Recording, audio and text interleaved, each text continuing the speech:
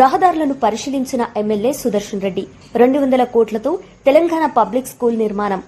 తీవ్ర వర్షాభావ పరిస్థితుల నేపథ్యంలో మారుతున్న వాతావరణ పరిస్థితులకు అనుగుణంగా రైతులు లాభసాటి ఆరుతడి పంటల వైపు మొగ్గు చూపాలని ప్రభుత్వ సలహాదారు ఎమ్మెల్యే సుదర్శన్ రెడ్డి పిలుపునిచ్చారు. మంగళవారం బోధన్ నియోజకవర్గంలోని ఫకీరాబాద్ నుండి ఆచన్పల్లి వరకు 18 కోట్ల రూపాయలతో వేసిన డబుల్ రోడ్ను ఆయన పరిశీలించారు. ఈ సందర్భంగా ఆయన మాట్లాడుతూ సుమారు 16 కోట్లతో గ్రామాల నుండి డబుల్ లైన్ రోడ్డుకు రావడానికి రోడ్ల అభివృద్ది పనులు చేపట్టనున్నట్లు వెల్లడించారు.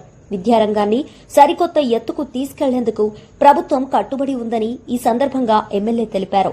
పేద మధ్యతరగతి విద్యార్థులకు అంతర్జాతీయ స్థాయి ప్రమాణాలతో కూడిన విద్యను అందించేందుకు 200 కోట్ల రూపాయల అంచనా వ్యయంతో తెలంగాణ పబ్లిక్ పాఠశాల నిర్మాణాన్ని చేపట్టబోతున్నట్లు వెల్లడించారు.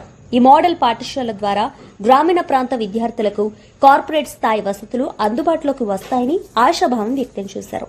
ఈ కార్యక్రమంలో రాష్ట్ర ఉర్దూ అకాడమీ చైర్మన్ తాహిర్ బిన్ హమ్దాన్, గ్రంథాలయ సంస్థ chairman Anthireddy Rajireddy, PCC delegate Gangashankar, Congress party municipal floor leader Thumu Sharath Reddy, పట్టణ అధ్యక్షులు దాము, మాజీ అధ్యక్షులు పాషా, ప్రధాన కార్యదర్శి విష్ణువర్ధన్ రెడ్డి, యువజన కాంగ్రెస్ అధ్యక్షులు నవీన్, స్థానిక ప్రజాప్రతినిధులు, వివిధ శాఖల అధికారులు పాల్గొన్నారు.